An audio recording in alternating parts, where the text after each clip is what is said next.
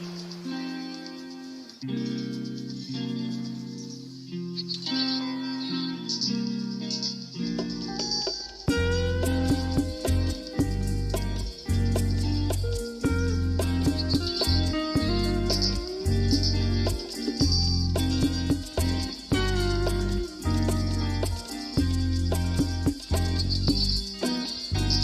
got no way and nothing to do. No, no way. If you didn't tell me the truth, and nothing can make me go on. No, nothing.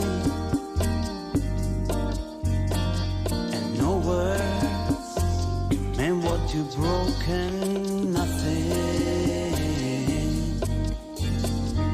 nothing, nothing, no, nothing.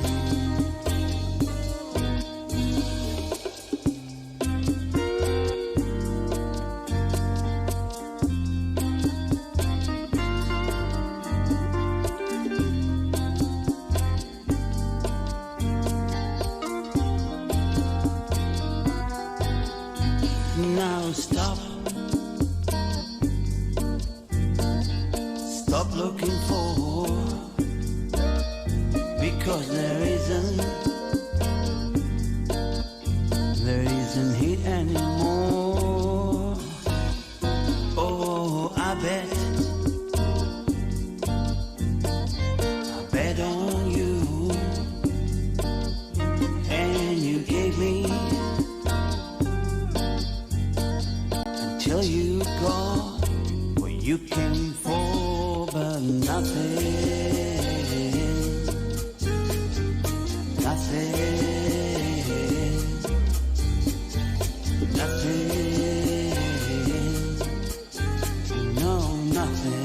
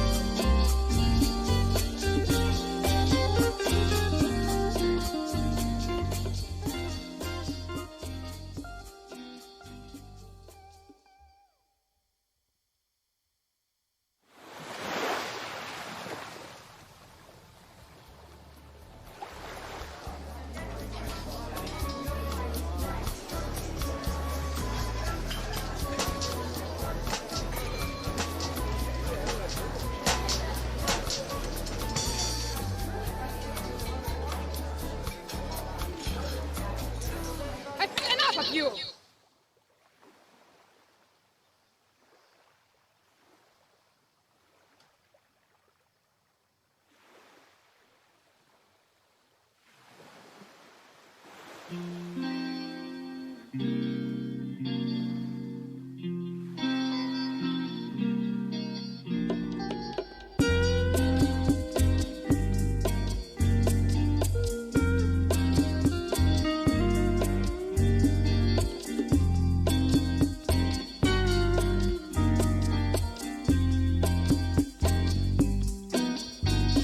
got no way and nothing to do. No, no way. If you didn't tell me the truth, and nothing can make me go on. No, nothing. And no words can mend what you've broken. Nothing. Muy buenas noches, pasaportistas, muy buenas noches. Bienvenidos y bienvenidas a Canal Pasaporte, el Twitch de Pasaporte Olímpico. Ya estamos aquí, ya hemos llegado. Después de los Juegos Olímpicos de Tokio y después de los Paralímpicos también de Tokio y después de un breve pero agradecido descanso, estamos de vuelta.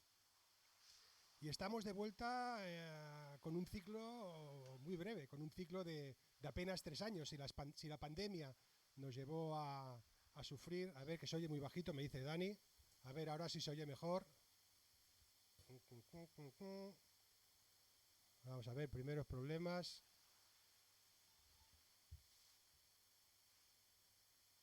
Se oye muy bajito. Pues hemos estado haciendo pruebas antes y parecía que se oía bien.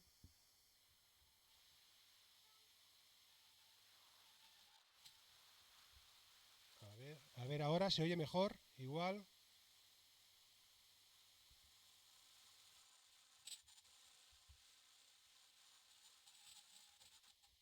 Pues.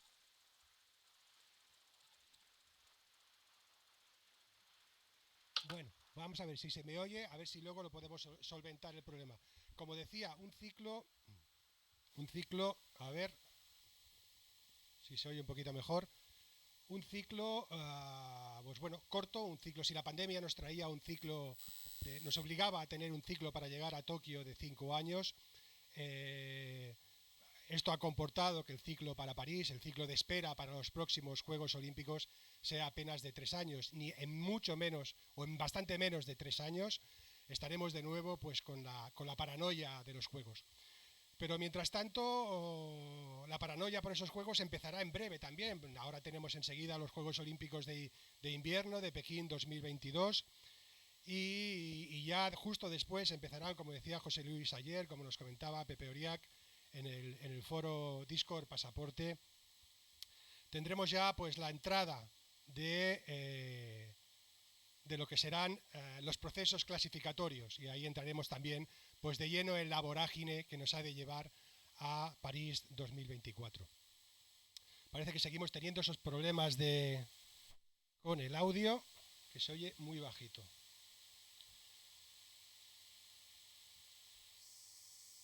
Vamos a ver. Seguimos. Decíamos que el ciclo está ahí y también empezamos lo que es una nueva temporada, un nuevo episodio en lo que es el canal Pasaporte, el Twitch de Pasaporte Olímpico, y aunque sea con un volumen muy bajito que intentaremos ir solventando a lo largo de la noche, pues que estamos acabando de diseñar. Estamos pues todo el equipo de Pasaporte Olímpico intentando dibujar lo que tiene que ser el camino que nos lleve a París 2024. Tenemos una comunidad Pasaporte que se ha ido creando en el foro Discord pues con más de 600 seguidores, la cual cosa pues anima a realizar pues esos proyectos y esas ideas que tenemos en mente, y vamos a ver cómo seguimos progresando. De todas maneras, pues como siempre, después de más de 10 años intentaremos seguir a pie del cañón y realizar con todo lo mejor que podamos este cuarto ciclo en el que está inmiscuido ya Pasaporte Olímpico. En este nuevo camino que empieza en el Twitch de Pasaporte Olímpico, yo creo que no hay mejor manera de empezar con la persona que vamos a empezar hoy.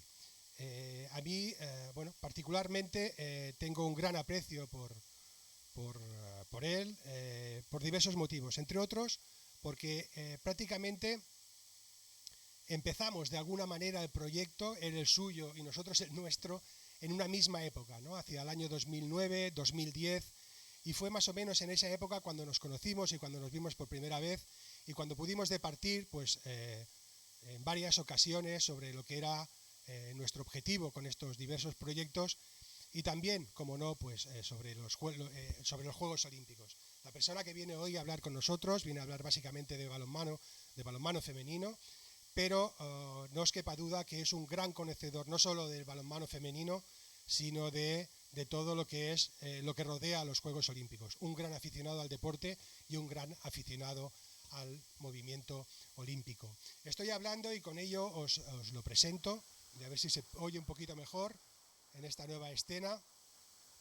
Os presento a Vicente Soler, el constructor, como a él le gusta que le llamen, de una gran página web, como decía, dedicada al balonmano femenino español. Don Vicente Soler, muy buenas noches. Muy buenas noches, Ángel. Un placer lo primero y saludos a toda la comunidad de Pasaporte Olímpico. Muy bien, estoy esperando a ver si dicha comunidad me dice que se te oye bien, si no se te oye bien, porque esto de la tecnología pues como que no es muy fuerte. Bueno, de momento no dicen nada, supongo que se debe oír bien. Bueno, Vicente, los juegos pasaron, las vacaciones, ¿han probado bien esas vacaciones o qué? Sí, no nos quejamos. Pudimos desconectar después de los juegos y ahora ya que ha vuelto la competición y la liga regular, todo vuelve a la rutina, así que estamos en marcha desde hace un par de semanitas. Bueno, poquito descanso, ¿no? Por eso, porque entre que acabaron los juegos, las noticias que iban llegando que hablaremos en breve, sobre la selección española y ciertas destituciones y movimientos y tal, pues supongo que has estado de vacaciones, pero tenso, ¿no? Sí, siempre, bueno, desconectas, pero no terminas de desconectar nunca, ¿no? Siempre hay llamadas, estás pendiente de los fichajes, de lo que dicen las redes sociales, aunque sí que es verdad que, bueno, para coger un poco de energía y volver con las pilas cargadas, sí que es verdad que desconectamos de lo que es publicaciones en la web, pero luego estamos al loro de casi todo. Muy bien. A mí me gustaría empezar este recorrido esta noche, pues un poco de manera cronológica, ¿no?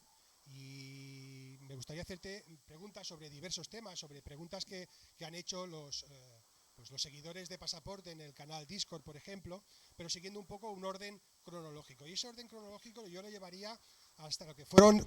Ahora parece... A ver ahora. ¿Se me oye mejor, por cierto?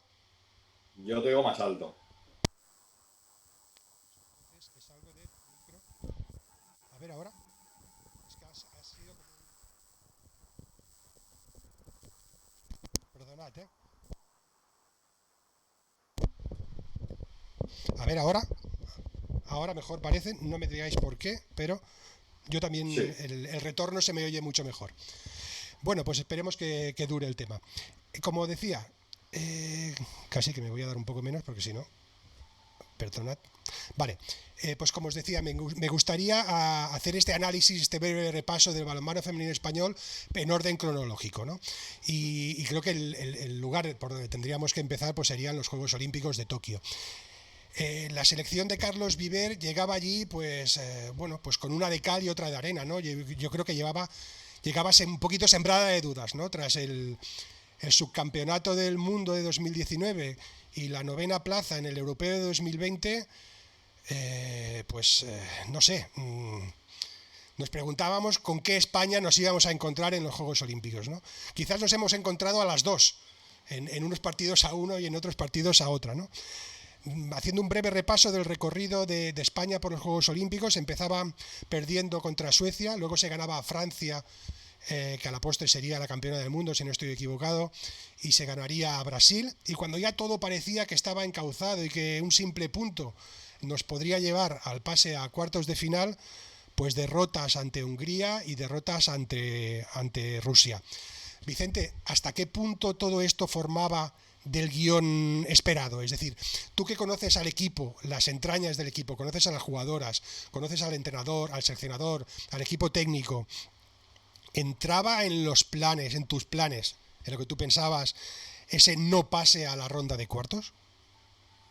Siempre es una posibilidad, tú lo sabes mejor que nadie, ¿no? Que siguen muchas disciplinas deportivas diferentes.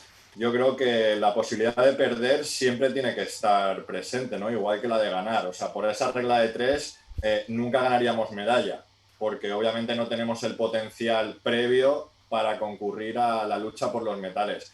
Yo pienso que no estaba en la cabeza de nadie no acceder a cuartos de final de los Juegos Olímpicos. De hecho, esto ya es de memoria, pero creo que nunca habíamos quedado fuera de los cuartos las veces que hemos participado en Juegos Olímpicos.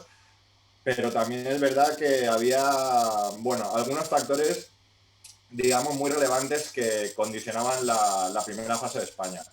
Una es que el grupo era muy, muy potente, clarísimamente superior en potencial al otro grupo, y además se demuestra con que Francia, Rusia y Suecia, que formaban parte del grupo de España, han sido oro, plata y medalla de chocolate.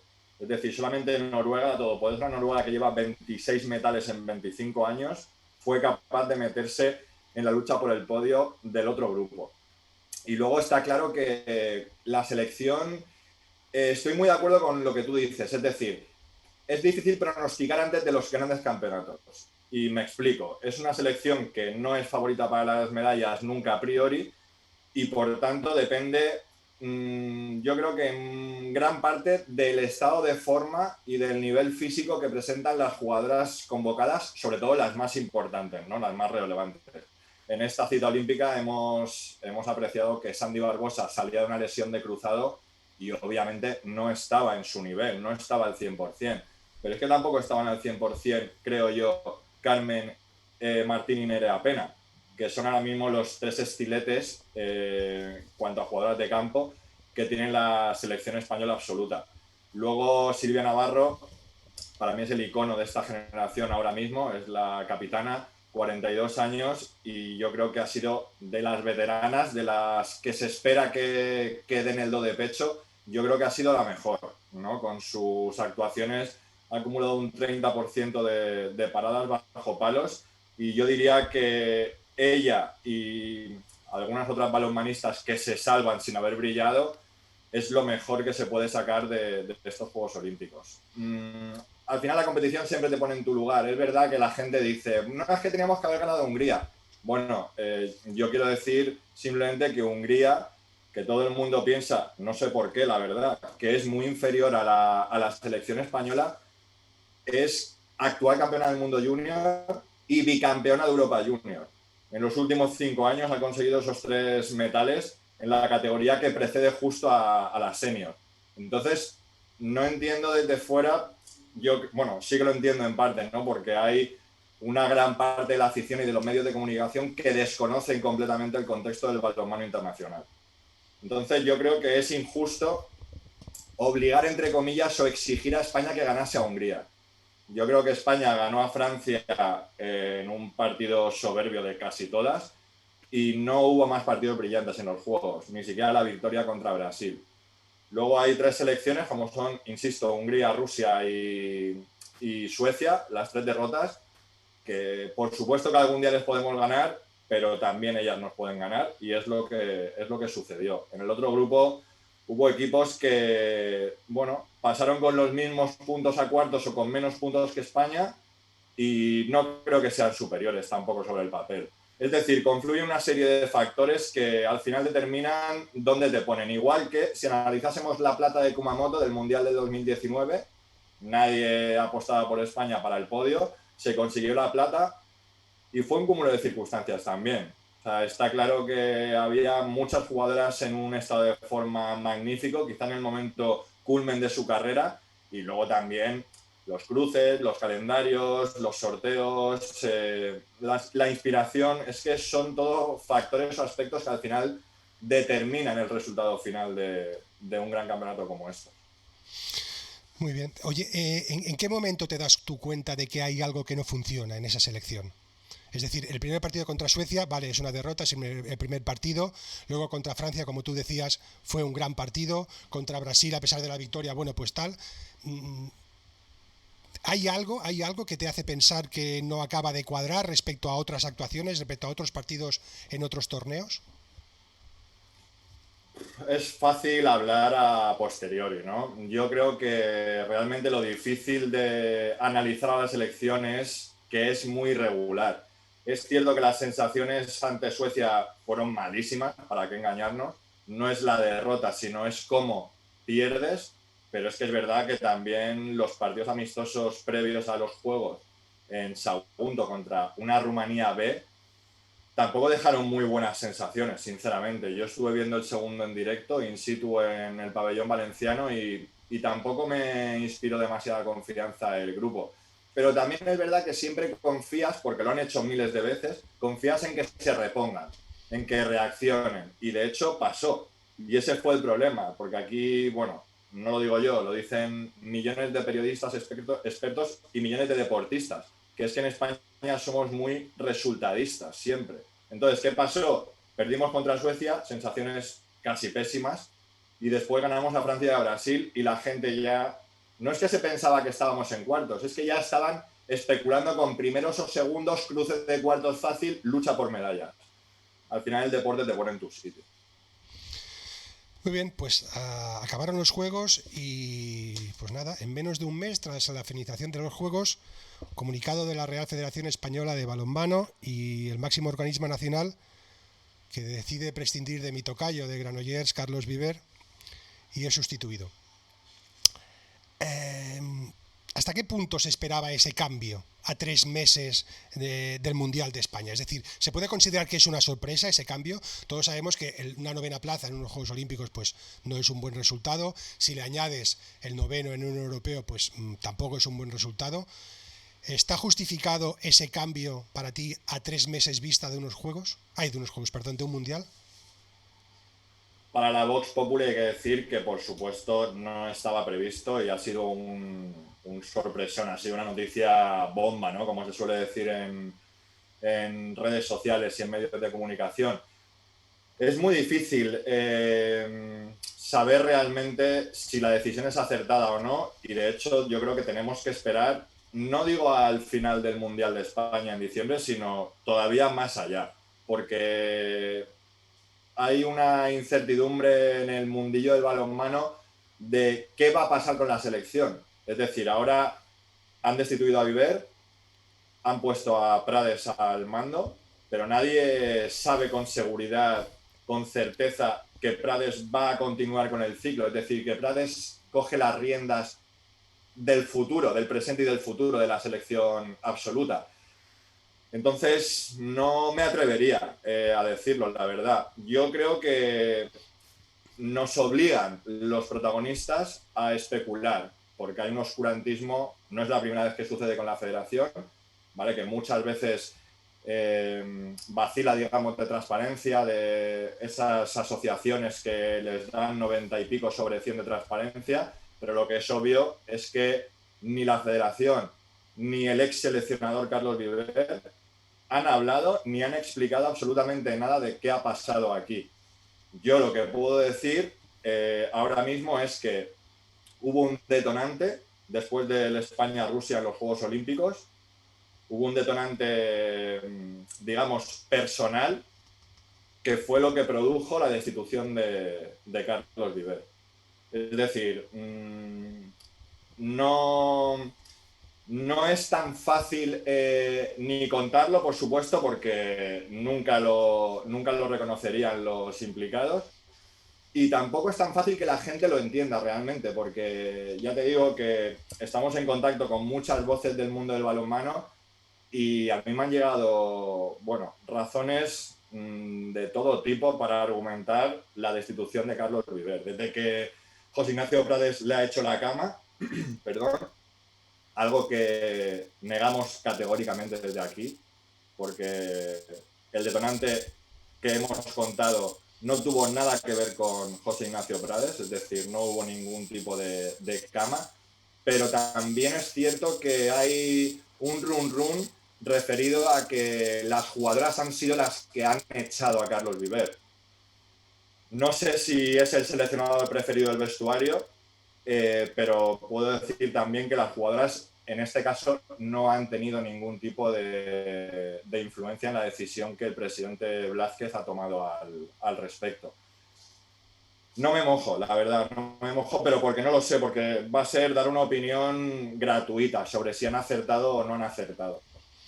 Hablas de un detonante que evidentemente, por lo que dices, pues se queda ahí. Ha habido un detonante, pero que no se puede por el motivo que decías, ¿no? De que si lo dices, pues tampoco te lo van a tal y crearía más problema que otra cosa. Pero tú que las conoces y que hablas a menudo con ellas, ¿el ambiente que se respiraba en la selección era el de siempre? No ha sido el de las mejores gestas de la selección. No, no hay que engañar al personal. No voy a decir que la razón principal o el argumento de lo deportivo en los juegos haya sido el vestuario, pero es verdad que ha habido épocas mejores en el vestuario de las guerreras. Por supuesto que sí.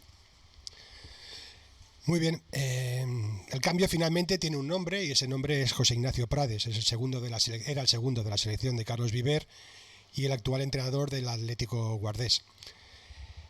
Según el presidente de la Federación Española, este cambio tiene que ser un revulsivo para la selección española, ¿no? Para las guerreras. ¿Sabrías? ¿Fue Vicente, fue José Ignacio Prades el primer revulsivo por el que apostó la Federación? ¿Fue el primer nombre que se barajó? No. La información que nosotros manejamos es que en cuanto se tomó la decisión de prescindir de Carlos Viver al frente de las guerreras, la primera apuesta, que ya había sido apuesta en épocas pretéritas, es Ambros Martín, el actual entrenador del Győr Audieto de Hungría, tetracampeón de Champions y ex seleccionador de combinados como el rumano y el ruso en el último europeo, sin ir más lejos. Una vez que no se llegó a un acuerdo con Ambrosio Martín, con el técnico de Lanzarote, por razones que podemos imaginar pero que no tenemos contrastadas, pero bueno, yo creo que a nadie se le escapa que el momento deportivo y lo que le viene en un futuro a corto plazo a la selección no es el más alentador posible, el más esperanzador, y luego por supuesto que imagino que financieramente la federación tampoco está en disposición, siendo anfitriona de un mundial en su país y con un aumento considerable del presupuesto anual federativo, creo que igual no está en la mejor situación para pagarle a Ambros lo que él se merece o lo que él ha cobrado en otros cargos de similar responsabilidad. No es el momento idóneo, entonces, para que Ambros Martín sea el seleccionador, bajo tu punto de vista, ¿no? Ni bajo el suyo, sobre todo, claro. Claro, sobre todo bajo el suyo. Obviamente no vamos a descubrir la capacidad de Ambros Martín, ¿no? Yo creo que es un entrenador muy bien visto por el vestuario, porque además, bueno, es el entrenador, hay que recordar que fue el entrenador del Ichaco en la época en la que las guerreras triunfaron con esos 3 metales casi seguidos, y al final el Ichaco que entrenaba a Ambros Martín era el que tenía el grueso de internacionales españolas. Entonces, seguro que hay muchos entrenadores, no solamente Ambros Martín, que tienen una capacidad sobrada para dirigir a la selección, pero tampoco se sabe luego cuál va a ser el resultado. Es que es lo mismo que Prades. Es que estamos hablando de que Prades lleva 30 años en los banquillos, 10 en la élite de balonmano de mujeres en España, empezó entrenando en los colegios, es decir, ha recorrido todos los escalones sin saltarse ninguno, nadie le ha regalado nada, y es un tipo muy trabajador, ha sido subcampeón de liga con Elda, con Elche y con Guardés, es decir, con 3 clubes distintos que quizá no tenían el potencial ni el presupuesto para ser subcampeones de liga, y por supuesto ganó, contra pronóstico también, la liga con el Guardés, pero es que aparte ha sido también seleccionado universitario con Sandoval, y por supuesto que es el entrenador que mejor conoce al grupo de las guerreras porque ha sido 4 años segundo de Viver.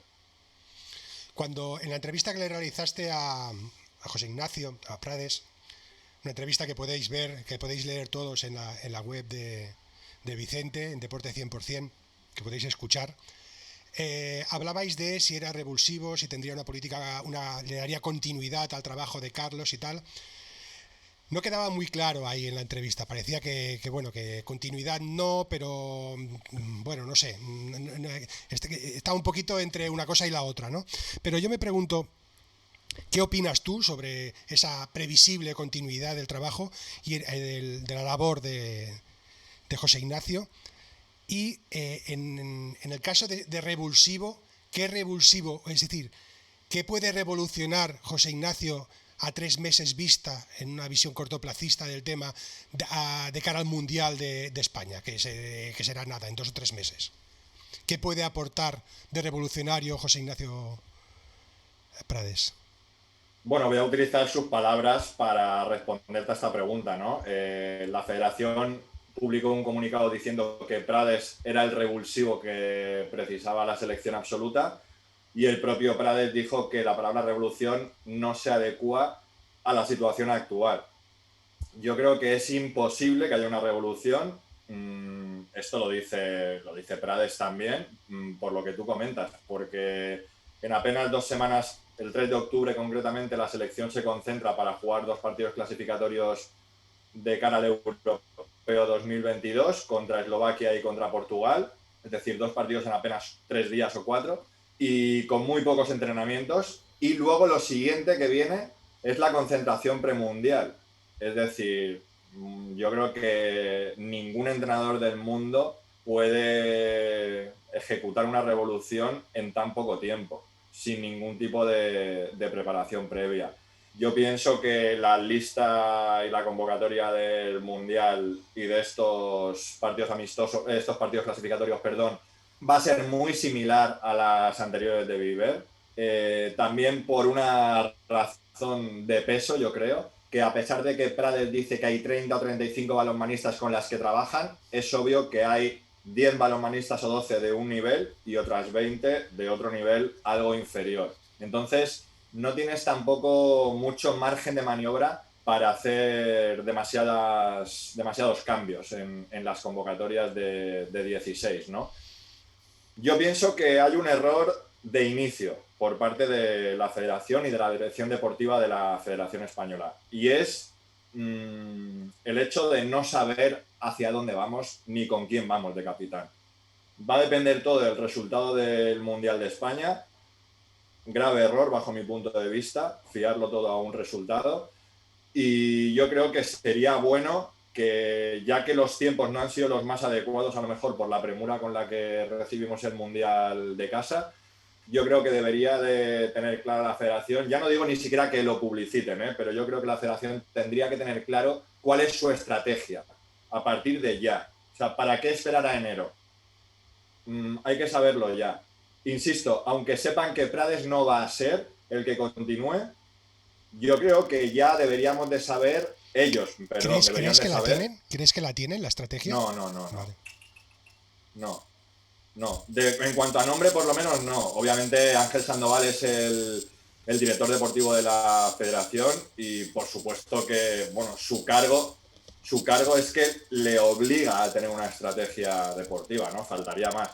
Pero no creo que la tengan para afrontar el nuevo ciclo que culminará en París 24. Y creo que eso es un error, porque al final son meses que se podrían utilizar incluso para ir asentando bases y estructurando ideas. Y de hecho, es que además es bastante increíble, digamos, ¿no? Que mañana sea 17 de septiembre, que falten apenas 15 días para que la selección se concentre y que no sepamos cuál es el cuerpo técnico. O sea, porque no lo sabemos. Un cuerpo técnico del que José Ignacio dijo que habría algunos cambios, pero que también habría gente que tendría esa continuidad, ¿no? O sea que no, sí, no hombre, aparecen nombres, no... Claro, por supuesto que César Flores, el médico, va a formar parte del cuerpo técnico, igual que lleva formando parte del cuerpo técnico más de una década. Yo creo que Jessica Alonso, la delegada, es un rol que no tiene demasiado que ver con lo deportivo, con la pizarra, para que nos entienda la gente que nos está viendo. Pero claro, luego fisios, preparadores físicos, segundo, entrenador de porteras, bueno, incluso el scouting, ¿no? Porque claro, al final cada entrenador tiene su fórmula, aunque yo creo que el scouting va a permanecer también bajo la tutela de la misma persona, ¿no? De Becerra. Como objetivos inmediatos de José Ignacio, según se desprende de la entrevista que le realizaste, parece que uno de ellos tiene 2 objetivos inmediatos, decía él. Uno, mantener lo que él denomina el gen competitivo de las guerreras, ¿vale? y otro lo que hablábamos al principio de la entrevista, ¿no? Un poquito lo que él entiende que más cojea a la selección, que es de esa irregularidad a la que hacíamos referencia. ¿Crees que realmente son esos lo más importante de cara a recuperar un poco el nivel perdido por la selección? ¿Qué puede aportar además José Ignacio respecto a eso que él dice? Grosso modo, creo que lo de la regularidad es un debate amplio, ¿no? Desde fuera es muy fácil, ¿no? Que un equipo sea regular, sea sólido, que no tenga bajones y subidones, eso está claro, ¿no? Hay que conseguirlo como se consiguió en el Mundial de Kumamoto en 2019.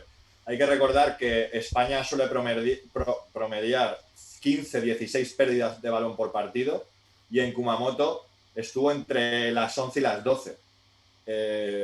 Parece una tontería, pero estamos hablando de un dato muy relevante para la idiosincrasia del estilo español de juego. O sea, el hecho de no es ya desperdiciado desaprovechar 4 posesiones tuyas, sino que al final no le regalas 4 posesiones, digamos 3 goles casi hechos, al equipo contrario. Entonces yo creo que los procedimientos tácticos ofensivos seguro que cambian, igual que los defensivos, pero no porque ahora de repente Prades se vengue del libreto de Viver, ni mucho menos, sino porque al final, aunque tú tengas la misma idea de juego, que yo sinceramente creo que Prades y Viver no la tienen, ¿vale? Solamente hay que ver jugar al Rapid de Bucarest y al Guardés para que nos hagamos una idea.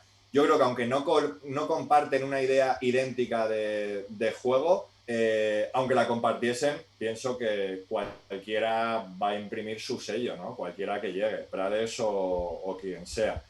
Yo creo que sí que vamos a ver cosas distintas. Y de hecho creo que sería bueno también, independientemente de la continuidad de Prades, sería bueno también que la gente desde fuera percibiese alguna modificación. A ver, ¿te puedes explicar un poquito más en esto último? ¿Una modificación a qué nivel? ¿A nivel Sí, táctico? bueno, a nivel de todo, de forma y de fondo. Yo digo de forma y de fondo. No lo sé, no soy experto ni mucho menos, pero igual hay que cambiar algún protocolo, algún grito en el corro, algunas manías en la forma de saludar, etcétera, para extramotivar más a un equipo que va a afrontar una cita mundialista en casa y luego, por supuesto, en el 40x20. Al final, cualquier cosa que tú cambies tácticamente siempre va a sorprender al rival, ¿no? Al final, en el balonmano internacional todo el mundo se estudia, todo el mundo se conoce y ahora mismo yo creo que podría ser un punto a favor de la selección española este cambio de entrenador en relación a los rivales que vamos a tener en el Mundial de España. Muy bien, en un mundial que empieza en breve. Antes, como decías también, la selección española y su actual seleccionador, José Ignacio Prades, debutarán en la clasificatoria del europeo ante Eslovaquia y Portugal. Ahí ya podremos ver, supongo, alguna cosita, si hay alguna modificación, si hay algún cambio, por dónde van un poquito los tiros. Pero llegaríamos a un mundial donde a priori, mira, si me permites, vamos a cambiar de escena y pasamos a ver los grupos de este mundial, donde a priori, bueno, pues estamos en el grupo H junto a Austria y contra dos equipos aún por determinar, ¿no? Me comentabas antes de empezar la retransmisión que justo se está disputando el asiático, ¿no? Y ahí tenemos pues al Asia 6 y al América 2, que serán los dos rivales que en teoría tendrían que estar en el grupo de España. Deberíamos pasar, ¿no, Vicente? Sí, por supuesto. O sea, la primera fase, ahí no interviene ni la magia del deporte. O sea, en el momento en que España no acceda a la fase principal o main round, estamos hablando de una excepción deportiva de calibre, ¿no? Dimensiones históricas. Sí. Estamos. Hay que tener en cuenta una cosa. Austria, el sexto asiático, se está disputando ahora mismo, como tú decías, el campeonato asiático, ¿no? Podemos especular por la lógica y por el conocimiento del balonmano internacional que Corea y Japón se van a repartir las 2 primeras plazas. Eso parece una obviedad. pero no sabemos quién va a ser el sexto de Asia. Pero claro, es que puede ser Uzbekistán o puede ser Jordania. Es decir, el segundo de Sudamérica, lo normal es que sea Argentina, si no hay ninguna sorpresa rara, y estamos hablando de selecciones de combinados de segunda, incluso tercera velocidad internacional. No hay disculpa ni excusa para España. Debe ganar los 3 partidos y de manera solvente para ser primera de grupo. Para ser primeras de grupo y enfrentarse a las 2 primeras, creo, ¿no? Del grupo G, que sería Croacia, bueno, que está formado por Croacia, Asia el segundo y América el primero y el tercero. De ahí también, si exceptuamos Croacia, que podría ser un poquito más potente, ¿no? El resto, a priori, también serían rivales asequibles, ¿no? Para las guerreras. Bueno, Croacia hay que recordar que dio la sorpresa en el último europeo, metiéndose en las semifinales, el conjunto croata. Va a ser un hueso muy duro de roer, pero yo creo que aquí ya empieza otro tipo de campeonato, ¿no? Empieza ya el mundial, digamos, porque la primera fase creo que es muy, muy asequible, no solamente para España, sino para todas las grandes selecciones. En la fase principal, Croacia, el segundo de Asia, insistimos, será Corea o será Japón, lo normal es que sea Japón, y el primero de Sudamérica, lo normal es que sea Brasil. Es decir, estamos hablando ya de selecciones mucho más en la órbita del nivel, del potencial del combinado español. Lo normal sería también que España, jugando en casa, con todo lo que eso supone, pueda acceder a los cuartos de final. Es decir, ocupe una de las 2 primeras posiciones de la fase principal para poder tener un cruce de cuartos, que es el momento previo a la pugna por los metales. Pero eso ya es especular. Analizando la primera fase y la fase principal, creo que España debería estar en cuartos.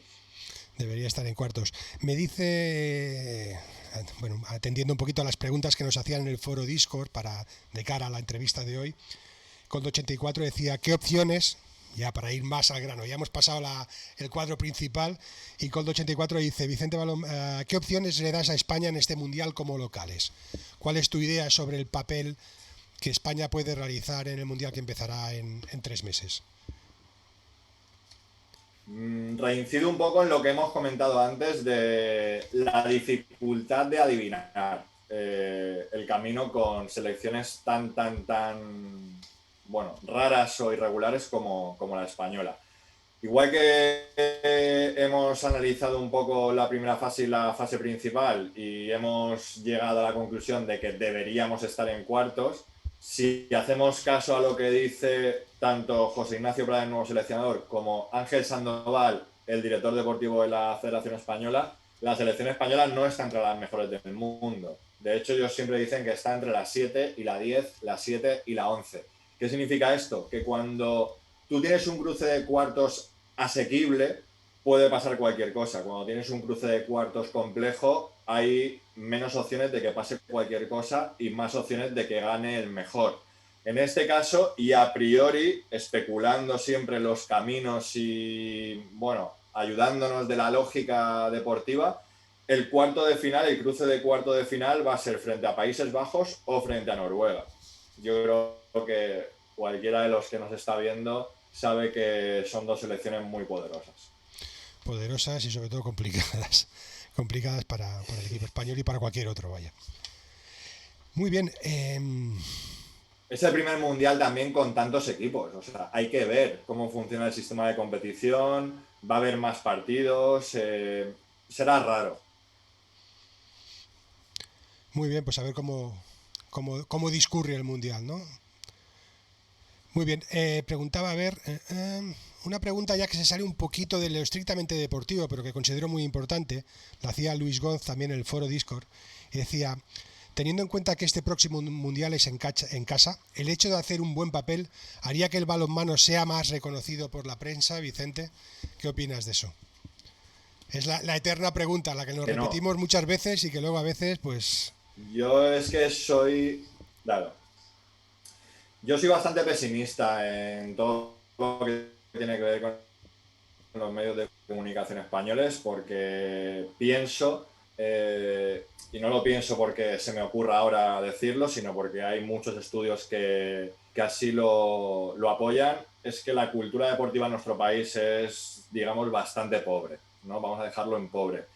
Entonces, después del bronce olímpico en Londres 2012, con toda la épica que supuso la prórroga, ese gol de Jessica Alonso frente a Corea, la primera medalla olímpica del balonmano de mujeres en España, bueno, esa super audiencia de la 1 con yo creo que un minuto de oro casi rozando los 3 millones y una audiencia media que acariciaba el 1,5 millones de personas, si después de eso no ha habido ningún cambio sustancial, Poco cambio va a no haber, tengo ¿no? por qué esperar que suceda ahora. Correcto. Lo que sí que pienso que va a pasar es que va a haber muchos medios de comunicación españoles acreditados en las distintas sedes. Eso sí, porque claro, al final los medios de comunicación no... Los medios de comunicación normalmente no quieren invertir en nada que no les dé rédito económico, es decir, no invierten en casi nada más allá del fútbol, la NBA o el tenis de primerísimo nivel, deportes de automovilismo, de motor. Entonces creo que aquí sí que habrá medios de comunicación nacionales, digo, porque los medios pequeños, locales y digitales más o menos solemos ir a los sitios a cubrir las informaciones pertinentes, pero sí que creo que habrá mucha acreditación de medio importante, de medio nacional. Más allá de eso, poco. Ojalá me equivoque, ¿eh? Ojalá. Que se hablará mucho seguramente durante todo el Mundial de la actuación española y que se hablará, bueno, esperemos que, bueno, que más todavía si las españolas siguen adelante en el cuadro. Lo que metemos es que si no, entonces es cuando se echan encima y bueno, más que bien hacen mal, ¿no? Pero bueno, es lo que hay. Claro, ahí está la clave. Una de las conclusiones de mi tesis es que si no hay un éxito internacional muy relevante, no hay ningún tipo de espacio mediático. Entonces, yo creo que se entiende bastante bien así. Pues sí, la verdad. Eh, Hemos hablado de los Juegos Olímpicos, de tu visión de lo que pasó, del análisis que tú haces del paso de las guerreras por los Juegos Olímpicos, sobre la destitución de Carlos Vives y el nuevo seleccionador. Hemos hablado también del Mundial. Me gustaría hablar también sobre un tema que ha generado bastante expectación en el foro, que es sobre la Liga Iberdrola, ¿no? Pero me gustaría para empezar que tú mismo nos explicaras un poquito, antes de pasar las preguntas que nos hacen en el foro, que hicieras un pequeño análisis de lo que estamos hablando, es decir, de qué tipo de liga estamos hablando y de a qué nivel está la Liga Iberdrola respecto a otras ligas de balonmano femenino en el continente europeo, ¿no? Bueno, es una pregunta larga, de análisis profuso. Bueno, vamos a empezar por la actualidad. Ha empezado la competición doméstica con 14 equipos. El año pasado ya sabéis que por tema de pandemia tuvo que cambiarse el sistema de competición, hubo 2 grupos, luego se hizo un grupo de ascenso de título y un grupo de descenso. Y está claro que la competición doméstica española ha perdido muchísimo talento, muchísimo nivel en los últimos 10 años. Yo recuerdo, creo que fue 2010 o 2011, 2011 creo. Ese verano de 2011 fue un éxodo brutal, brutal, de jugadoras españolas que probaron suerte fuera de nuestras fronteras y no ha parado. Ha sido un goteo. De hecho, este año 10 años después, cuando casi todas las grandes jugadoras, de hecho 10 de las 16 internacionales juegan fuera de España, todavía ha habido más gente que se ha ido, es decir, gente que está en la órbita de la selección o que tiene un nivel casi de selección pero todavía no llega, también se está yendo fuera, porque al final el día a día, el partido a partido no tiene nada que ver. La capacidad de mejora que tienes cuando compites contra gente mejor que tú es muy superior. No vamos a hablar de los salarios, por supuesto, y aprovechando que has colgado estos documentos aquí, vamos a hacer una mini comparativa con Francia. La gente que nos está viendo, bueno, un ranking EHF en la parte derecha y en la parte izquierda una serie de presupuestos de los 14 equipos franceses que componen la élite del balonmano galo. Estamos hablando de un presupuesto de 4,7 millones de euros del Brest, de 3,2 del Metz. Estos dos equipos son los que juegan Champions, para que la gente se haga una idea. El Brest es actual subcampeón de Champions y el Metz es semifinalista de Champions en la pasada temporada. Eso, obviamente, esa inversión, perdón, es la que da los réditos. Pero hay un dato con el que vamos a entrar en la comparativa con la división de honor femenina en nuestro país. Un equipo recién ascendido, que es el Cels-sur-Bel, perdón por la pronunciación gala, está rozando el 1.000.000 de euros de presupuesto, 0,9. Bueno, pues para que la gente se haga una idea, el presupuesto más alto en España, el del campeón de Liga Super Amara Veravera o el del Rocasa Gran Canaria, está en torno a los 700.000 euros. Con esto... Es decir, me estás diciendo que el último clasificado o el más pequeño de la Liga Francesa tiene un presupuesto mayor que el mejor, o los dos mejores, los dos más potentes o más fuertes, como le quieras llamar, de la Liga Española. Correcto. Eso es una regla de 3 infalible, igual que hay una regla de 3 también infalible, que es que el mejor equipo de Francia, el Brest, tiene un presupuesto 7 veces superior al mejor equipo de España, el Super Amara Veravera. Pues, y el Brest, hay que decir que no tiene ni de lejos uno de los 5 mejores presupuestos o más altos presupuestos de Europa. O sea, estamos hablando de que el Guillot de Ambros Martín, que le hemos mencionado antes, o el Bucarest de Carmen Martín, o el Rostov de Rusia, están en los 7, 8, 9 millones de euros. Madre mía. Pues difícil competir contra estos equipos, ¿no? Me imagino, porque claro, con esos presupuestos... Exacto. ¿Eso qué tiene como consecuencia? La tabla de la derecha. Ese es el ranking de la Federación Europea de las ligas continentales femeninas. No vamos a entrar en demasiado detalle porque es un lío, pero es verdad que el sistema de puntuación es muy relativo, los baremos son muy relativos, y lo que está claro es que esa tabla prioriza y puntúa sobre todo la gente Champions, ¿no? Para que la gente lo entienda. Los equipos Champions son los que realmente más puntos acumulan. Hay un ejemplo muy claro, y es que en la 17 y 18 la Liga Española estaba en el 16º lugar de Europa. Y en la 21-22, que es la gráfica que estamos viendo en imagen, estamos también en la 16ª posición de Europa. Es decir, que hace ya 4 años que el presidente Blázquez dijo aquello de voy a convertir la Liga Española en la mejor liga del mundo, y no solo es que no se haya acercado, porque eso es una quimera imposible, aunque la gente diga que no hay nada imposible, esto es imposible, y no solamente es que no se haya acercado, sino es que no han mejorado ni un escalón en 4 años. Y la gente dirá, ¿cómo es posible si el año pasado, sin ir más lejos, el Costa del Sol Málaga ganó la European Cup? Bueno, también el Rocasa ha ganado 2 veces la European Cup y seguimos ahí, en el último lustro me refiero. Seguimos en el mismo sitio. ¿Por qué? Porque ganar la tercera competición en importancia no puntúa absolutamente nada o casi nada, y sin embargo participar, no ganar, participar en la Champions puntúa muchísimo más que esto. ¿Qué le sucede a la Liga Española? Que sí, que a lo mejor puede tener 6 o 7 equipos muy competitivos, que a lo mejor el quinto de España, para que la gente se haga una idea, puede ganar al quinto de Eslovenia o al quinto de Croacia, que están en una posición superior a la nuestra en la actualidad. Sí, por supuesto que el quinto de España puede ganar al quinto de Macedonia o al quinto de Montenegro, si me apuras. Pero lo que pasa es que esas ligas, Macedonia, Montenegro, Eslovenia, tienen un equipo que siempre juega Champions, que todos los años juega Champions. Entonces va a ser muy difícil que le bajen de las 10 primeras posiciones.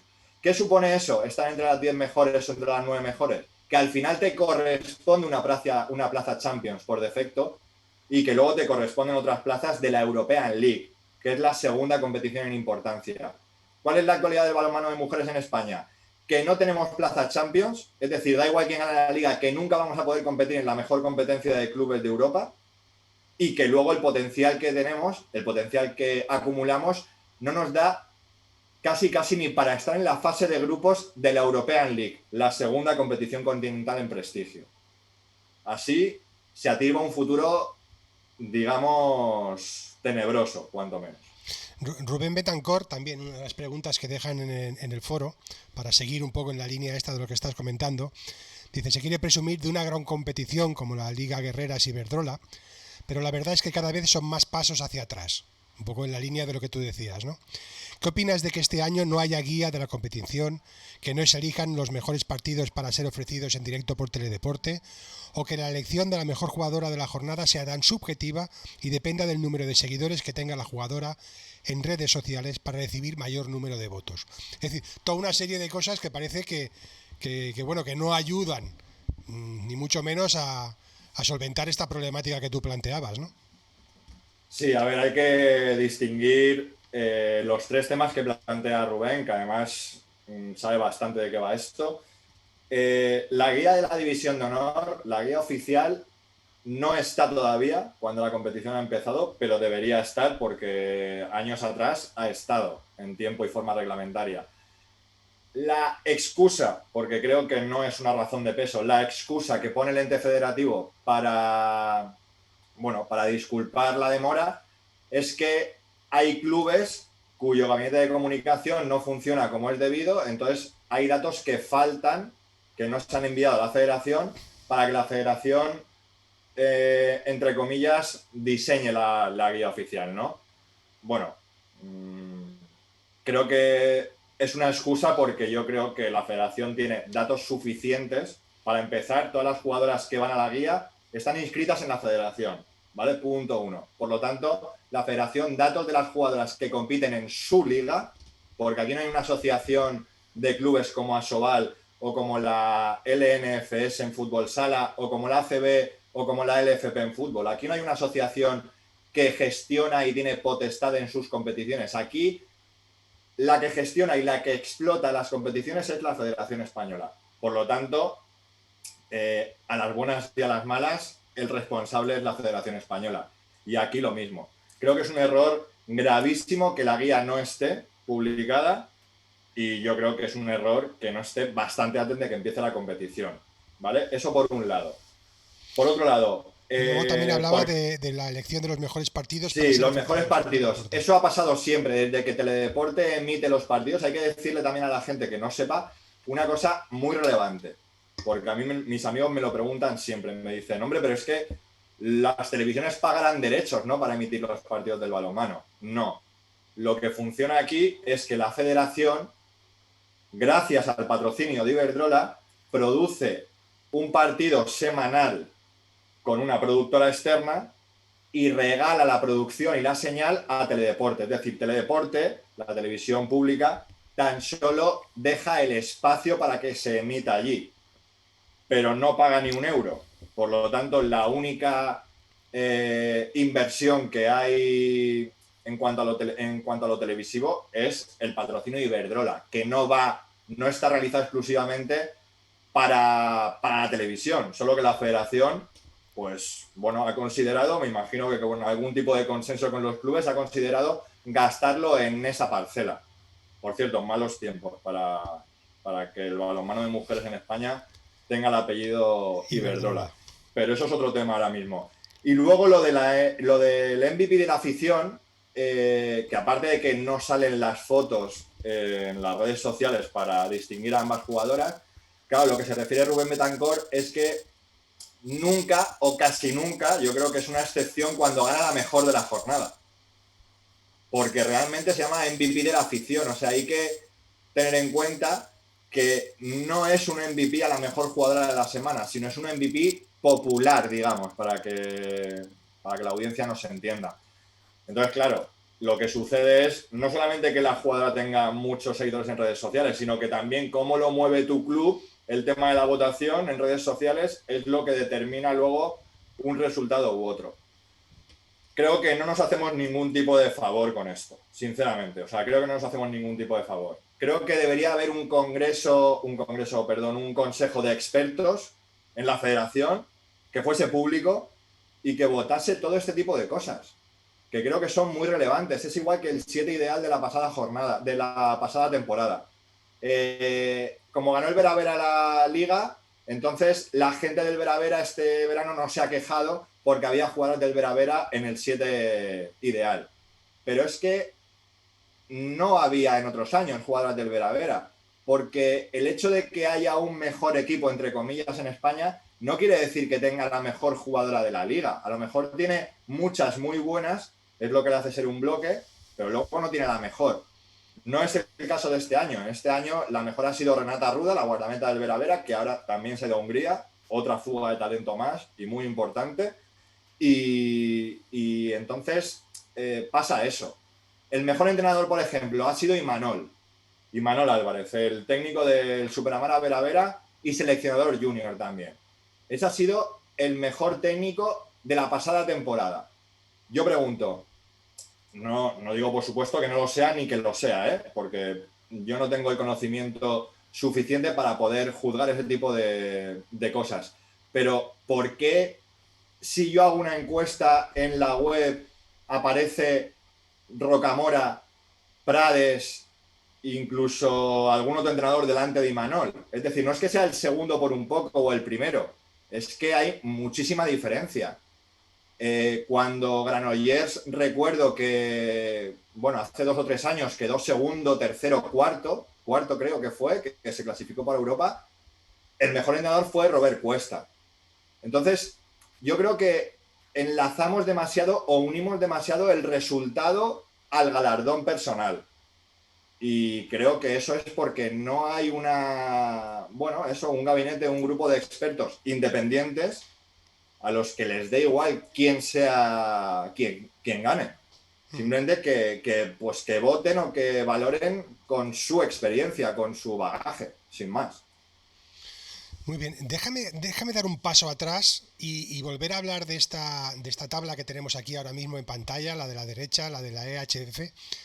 Tú hablabas que llevábamos 5 años que estábamos ahí en la posición 15ª, 16ª. Voy a tirar un poquito de tu memoria. ¿Cuál es la mejor posición? ¿En qué momento España ha estado en una mejor posición en esta tabla? ¿Y en qué lugar estaba? ¿Te acuerdas más o menos?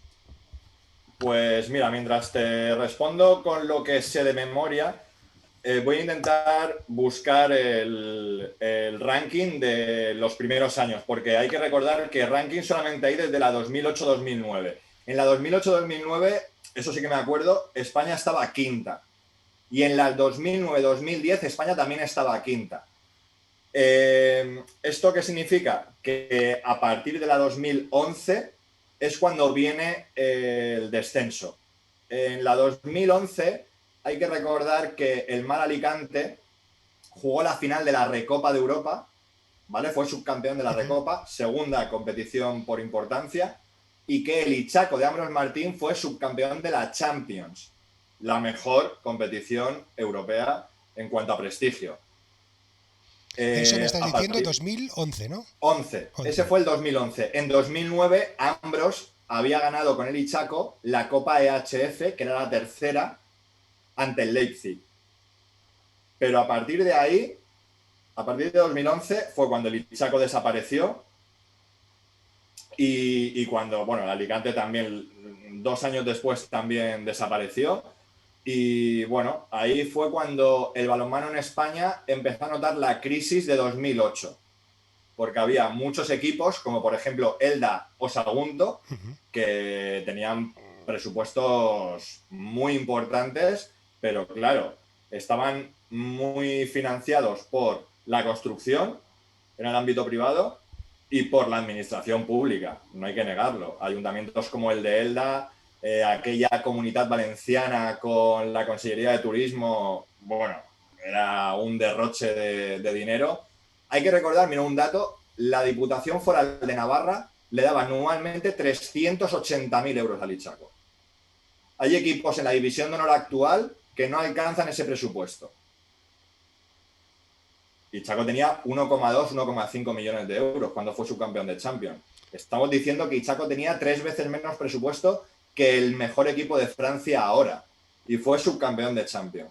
Pero eran otros tiempos, hace está 10, claro. 12 años también. Correcto, eran otros tiempos. Y también es lo que hablamos siempre para explicar los pormenores del balonmano en España, que justo coincidió que había un super equipo hecho, con 8 o 9 internacionales que se conocían de memoria, un super entrenador y muchas más cosas. Muy bien, o sea que hemos bajado pues desde la quinta posición de 2010-2011 a la 15ª o 16ª, o sea que vamos pues en caída libre, vamos. Estamos ahora mismo a nivel, según la tabla de Bielorrusia, bueno, aquí no, bueno, 15, 21, siguiente. No es muy halagüeño lo que parece que viene. Hablando de un poquito de lo que viene, como decía, Manu Cris nos preguntaba en el foro que cómo se presenta el relevo generacional en el balonmano femenino. ¿Qué le podemos decir a Manu Cris, Vicente? ¿Cómo lo ves? Lo veo difícil.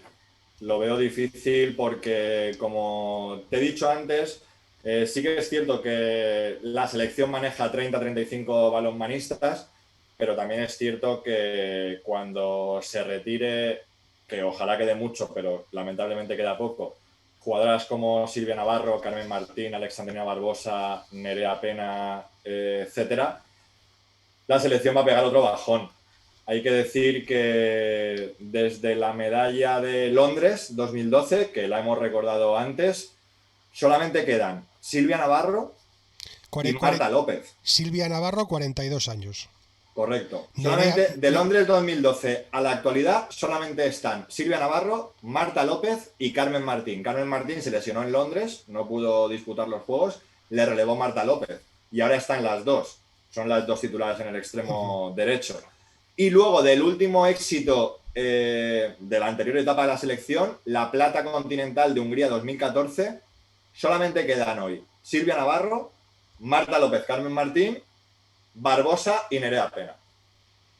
5 jugadoras pues mira, de las 16. Nerea Pena, si mis datos no están errados, Nerea Pena 31 años, Silvia Navarro 42, Shandy 35, Carmen Martín 33. O sea que estamos ahí. Y Darly, no nos olvidemos de Darly, que se lesionó gravemente, rotura de ligamento cruzado anterior 39. Antes de la cita olímpica. Exacto. 39. Mireia González 30. Yo creo que con estos datos y con este repaso del panorama actual, con lo que viene por detrás en cuanto a la juvenil y la junior, que este verano han competido en los europeos B y no han ganado, es decir, han quedado segundas las juveniles y cuartas las junior, lo que se traduce en 18ª mejor selección del mundo y 20ª selección del mundo en las dos categorías que preceden a la absoluta. Yo diría que pues, yo creo que está todo dicho ya, no hace falta. Sí, yo creo que la gente debe cambiar la mentalidad, debe cambiar sus expectativas y sus exigencias antes de los grandes campeonatos internacionales, porque ya te digo que ahora mismo, si a mí me preguntas, yo creo que solamente la posición de pivote está asegurada, entre comillas, porque yo creo que es muy difícil que volvamos a tener una dupla como Begoña Fernández y Vero Cuadrado, pero bueno, creo que la posición de pivote, la demarcación de pivote con Eli Cesáreo, con Lisa Chapchet, con Ainhoa Hernández, con Cava Gassama, incluso con Alba Spugnini, la pivote del Rocasa, internacional junior hasta el año pasado, y María Palomo, pivote del Unicaja Gijón y también internacional junior, es la única demarcación en la que el balonmano de mujeres en España puede estar relativamente tranquilo. Pero yo pregunto lo que preguntamos siempre: ¿qué porteras tenemos por detrás que se acerquen al nivel de Darly, Silvia Navarro, Michelle Aciobanu? ¿Qué centrales tenemos por detrás que tengan el nivel cercano o parecido a Macarena Aguilar, Alicia Fernández o Nerea Pena? No hay muchas. Esta es la pregunta del $1.000.000. Ya sé que vas a decir que ya sé lo que me vas a decir, pero bueno, ¿qué tendría que pasar? ¿Qué tendría que pasar? Es decir, em, ¿qué sería la primera cosa que tú cambiarías para que esto pues tome otra perspectiva, Vicente? Porque parece bueno, por lo que estás diciendo, la federación no se está moviendo como se debería mover, por lo menos a nivel de liga, a nivel de tener una perspectiva, de tener una planificación. Las categorías inferiores pues están donde están, y yo creo que, como tú decías, es muy indicativo de lo que nos espera en los próximos años, que tenemos que aprovechar pues que tenemos todavía pues estas Nerea Pena, Silvia Navarro, Shandy Mireia González, Carmen Martín, que igual, bueno, pues algunas de ellas llegarán, esperemos, igual, como son 3 años, igual llegarán hasta París, pero bueno, es que después de ahí no se ve nada, ¿no? No se dibuja la línea de un horizonte.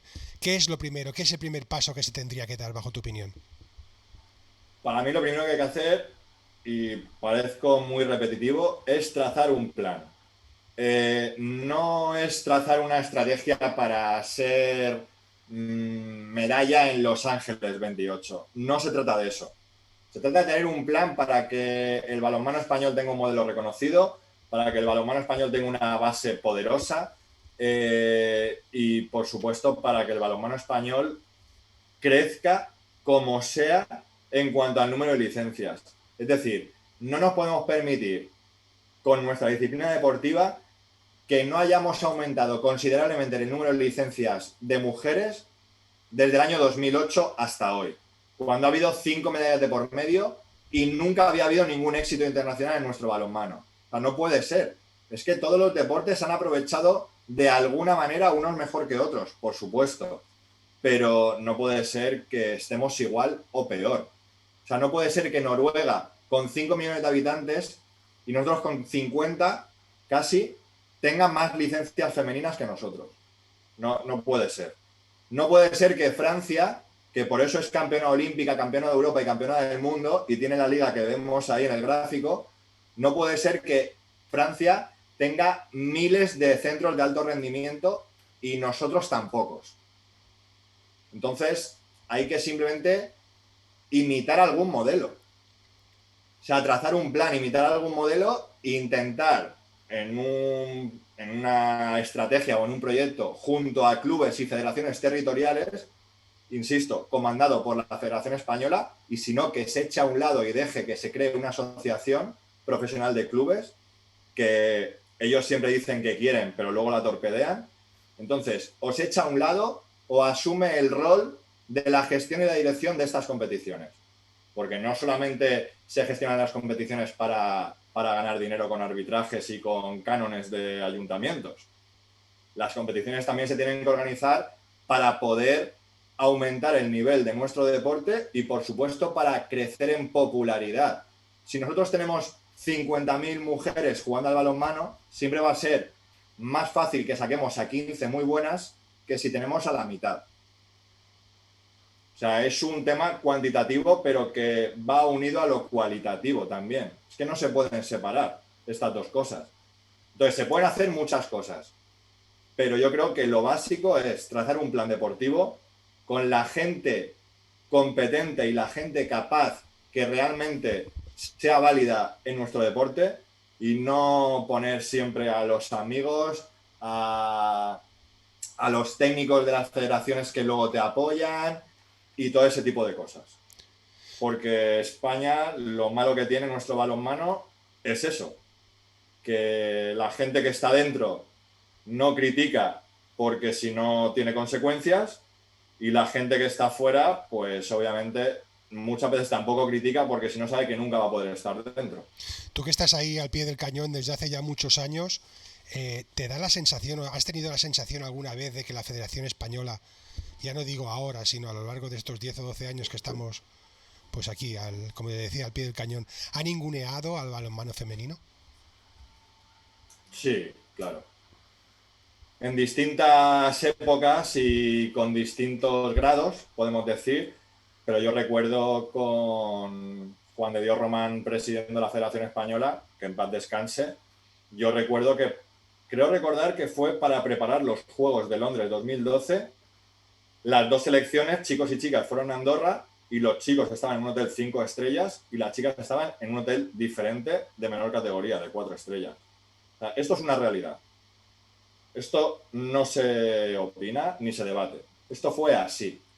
Y luego también lo que protagonizó Román fue que después de que la Federación Internacional le diese a España una invitación para jugar un mundial o un europeo junior, no recuerdo, la federación, me imagino que para ahorrarse dinero, porque como no estaba clasificada deportivamente, se ve que no lo presupuestó, la federación hizo oídos sordos a la Federación Internacional, no inscribió a la selección española, con lo que supone para esa generación, es decir, una generación que de repente se quedan sin uno de sus dos grandes campeonatos internacionales. Eso también fue una realidad que supuso además la posterior dimisión de Sagrario Santana, seleccionado junior en aquel entonces, que se enteró por Deporte 100%, por otro lado. Y luego, en la actualidad, es verdad que desde fuera el balonmano de mujeres ha mejorado en cuanto a visibilidad.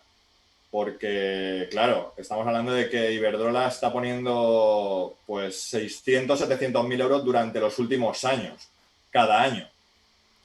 Entonces sí que es verdad que el hecho de que haya un partido televisado cada semana, eso es algo que da visibilidad al deporte, aunque las audiencias son paupérrimas en teledeporte, porque también la promoción del propio ente televisivo es paupérrima, que parece mentira que se le regale un producto y que no sea capaz ni siquiera de promocionarlo casi.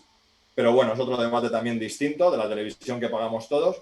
Y ahora lo que sí que se puede decir es que no sé si lo ningunea o no lo ningunea, lo que sí que podemos decir, y lo ponen los presupuestos que la federación otorga a los asambleístas antes de cada asamblea, las asambleas son un chiste, como me imagino, en todos los deportes, el presupuesto destinado a la selección masculina es superior al presupuesto destinado a la selección femenina. Cuando tú preguntas en federación, siempre te dicen que depende del año, porque unas veces los chicos juegan en un país y otras veces en otro, los billetes de avión, no. O sea, esto es como la excusa de que es que el equipo tal no me manda las fotos y por eso no puedo hacer la guía. No. Son 2, 3, 4 últimos años donde estamos hablando de un porcentaje de presupuesto destinado a chicos y chicas muy diferente. O sea, no estamos hablando de una circunstancia de que las chicas han jugado un mundial en Japón y es más caro que el europeo de los chicos en Portugal. No. Es una constante. Es algo habitual. Entonces, claro, se te puede llenar mucho la boca diciendo que tú proteges al balonmano de mujeres, pero luego realmente en los hechos tienes que taparte un poco. Hay una cosa, una curiosidad que quería preguntarte. ¿Es lo habitual, por ejemplo, que los equipos masculinos sean entrenados por hombres? Yo no conozco ningún equipo masculino que sea entrenado por una mujer.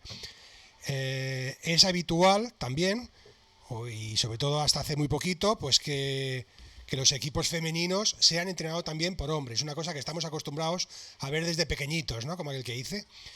Pero a pesar de que el balonmano español ha tenido una progresión que hemos comentado muchas veces, bueno, que hemos comentado hoy, de 2008, 2010 hasta el punto álgido, ¿no? Que podría ser el 2010 o 2011, como hemos hablado con el Ichaco y la medalla en Londres.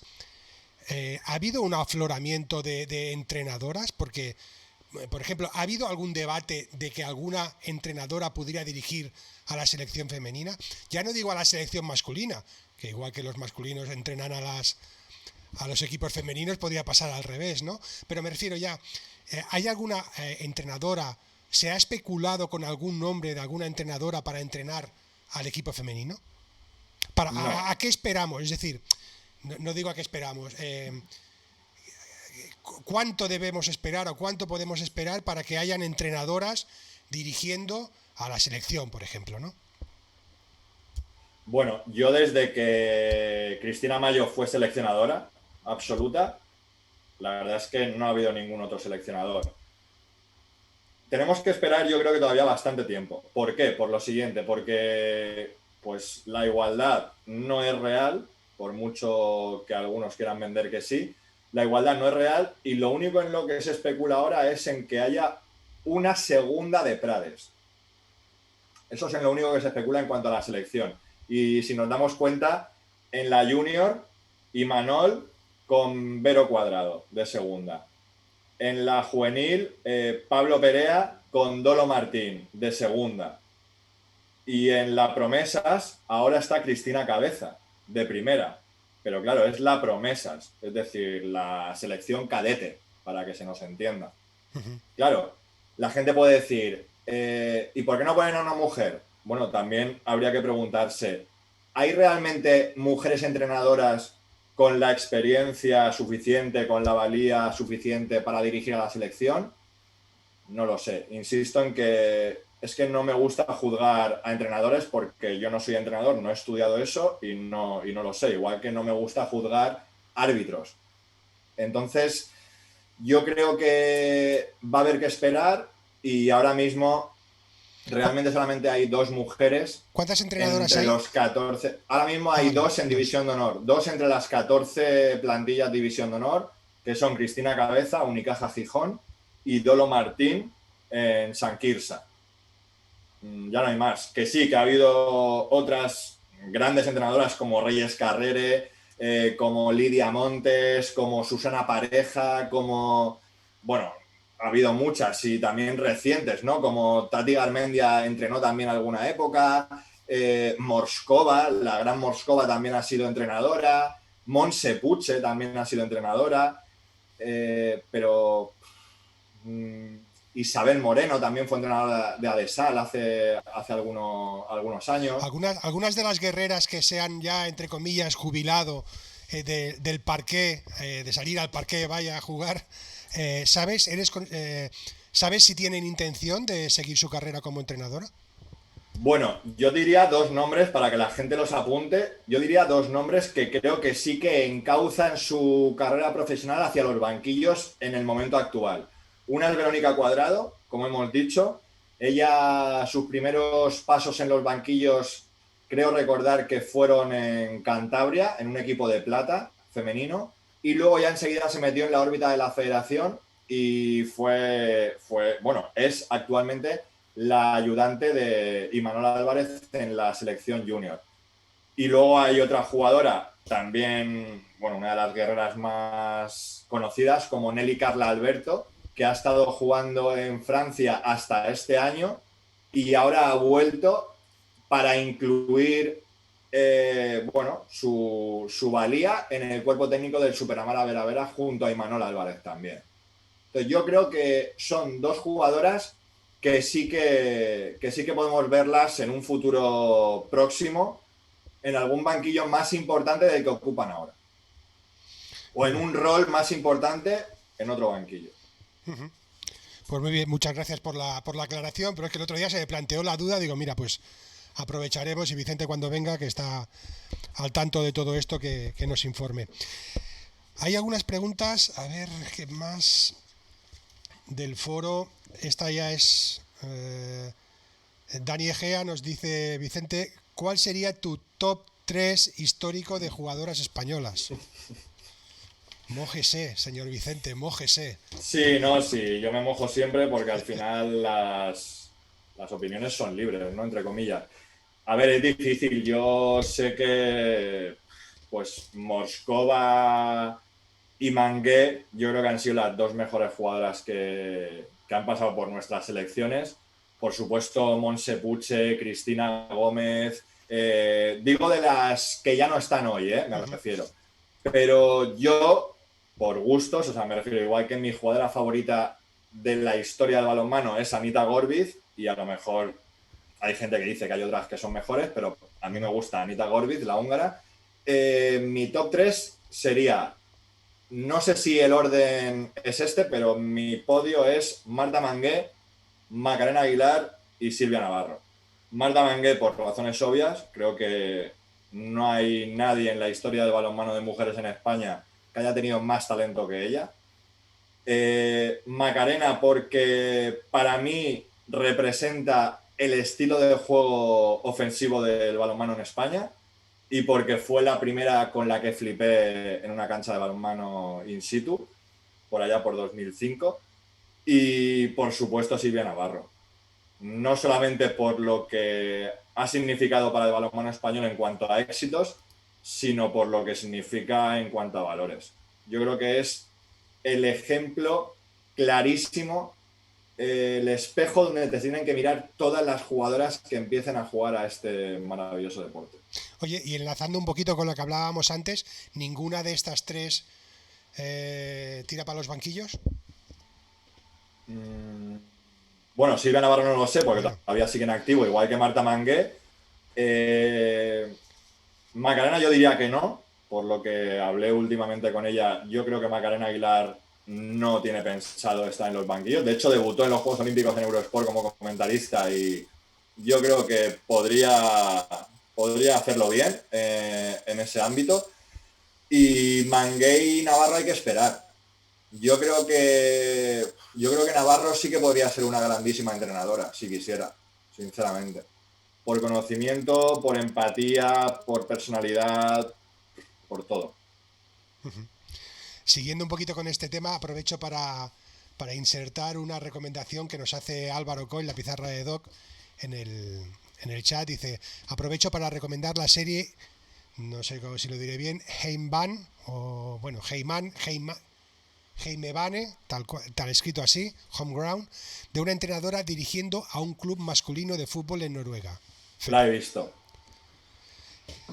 Muy bien. ¿Qué más? Ya tenemos el 3 histórico que nos solicitaba Dani Egea. Adamud nos preguntaba, ya creo que hemos respondido, que Vicente ha respondido anteriormente a esta pregunta. Dice, ¿crees que la federación está trabajando adecuadamente la base del balonmano en España? Creo que con lo que has comentado, no sé si quieres aportar algo nuevo, pero creo que con lo que has dicho antes, básicamente, ¿no? Sí, simplemente añadir que ahora mismo la Federación Española trabaja de manera distinta la rama masculina y la rama femenina, o trabajaba hasta hace poco de manera distinta. ¿Por qué? Porque en la rama masculina Jordi Rivera es el que manda, en todas las categorías, en todo el organigrama, es el que manda, y en la rama femenina, cuando empezó este ciclo pasado, arrancó Sandoval como director deportivo, después Sandoval dejó el puesto y entre Viver y Paco Sánchez, que era el director de la Escuela de Entrenadores, llevaban las labores de dirigir el balonmano de mujeres en España, pero es que antes de los Juegos Olímpicos, o mejor dicho, antes del último Europeo 2020, volvió Sandoval a ocupar el papel de director deportivo de la federación. Y ahora no está Viver, entra Prades y no sabemos si dentro de 2 meses va a estar Prades o va a haber otro. Entonces, yo creo que eso también, bueno, pues dificulta u obstaculiza pues el tránsito que debe seguir la preparación de cada campeonato por parte del balonmano español. Muy bien, seguimos. Hay alguna pregunta por aquí.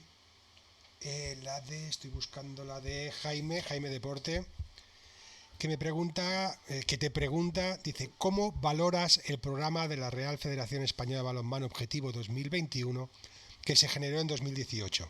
Me explico, dice, más allá de los resultados, ¿se ha generado una dinámica real de transición, actualización y regeneración o ha sido marketing? Pregunta difícil. Yo creo que no ha dado los réditos que se esperaba que iba a dar en 2018, entre otras cosas porque el proyecto no se ha mantenido en la misma línea de principio a fin. Me explico. El proyecto nació como una selección B donde tuvieran cabida todas esas balonmanistas españolas, sobre todo, y jóvenes, por supuesto, que estuviesen en la órbita de la selección absoluta. Es decir, lo que hablamos antes, de la 16 a la 30, por ejemplo, o de la 18 a la 35. Ese grupo de jugadoras son las que tenían que tecnificar en el proyecto 2021, pero al final, ¿qué pasó? Que el proyecto 2021 se utilizó en muchas ocasiones, bueno, aparte de que han pasado más de 50 balonmanistas por ahí, que eso ya dice bastante sobre el foco, es decir, que no estaba muy focalizado el proyecto, el Objetivo 2021. Aparte de eso, ha habido demasiadas ocasiones en las que esas concentraciones han servido para que fuesen también las absolutas consagradas, ¿vale? Hay en alguna ocasión que se ha vendido el argumento de no, es que hemos llevado a Silvia Navarro para que Nicole Wiggins, que es el presunto relevo de Silvia Navarro, entrene con ella, aprenda de ella, etcétera. Vale. Pero Sole López, por ejemplo, Merche Castellanos, Jennifer Gutiérrez cuando estaba jugando en España, Eli Cesario, por ejemplo, esas jugadoras son internacionales absolutas y han estado en muchísimas concentraciones 2021. Entonces, claro, ahora mismo la gente puede decir, vale, pero de ese proyecto que se inició en 2018, hace ya casi 4 años, o por lo menos más de 3 años, ¿quién ha llegado a la absoluta? La gente dirá, Paula Arcos. No, es que Paula Arcos ni fue al Objetivo 2021, prácticamente no ha asistido. O sea, Paula Arcos acaba de cumplir 19 años, ahora mismo. Y lleva en la selección 2 concentraciones, sin más. Entonces, ¿que podría haber salido mejor? Segurísimo. Luego también hay que decir una cosa, las últimas concentraciones de 2021, Carlos Viver, la última por lo menos, o la penúltima, estaba en Rumanía ya entrenando, es decir, no podía dirigir el proyecto que supuestamente él encabezaba. De hecho, ahora que sale el tema de Carlos Viver en Rumanía, yo quiero decir que eso también pesó para que Viver no esté hoy en la selección.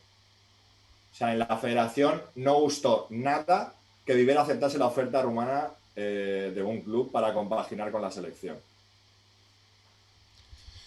Muy bien. Roberto Poveda, en tu Twitter, cuando has retuiteado la entrevista de esta noche, dice, no sé si procede la pregunta, pero me gustaría conocer la opinión de Vicente. ¿Quién es, a su juicio, la jugadora joven con más proyección y o futuro del balonmano nacional?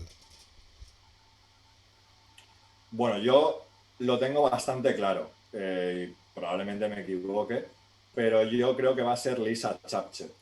Yo creo que una jugadora de 19 años que tiene esa proyección en el 40x20, que tiene esas condiciones antropométricas, que tiene que mejorar lo indecible todavía en el plano de selección de lanzamiento, de localización del mismo, de reversos, de aportación defensiva, de un montón de cosas. Por su edad es obvio que tiene que mejorar y que puede mejorar, pero creo que es, bueno, voy a decir que ya la ha querido el Vera para la temporada pasada y para esta, y Lisa Chapchet ha decidido por ahora quedarse en el Visit Elche Balonmano Elche a las órdenes de Rocamora.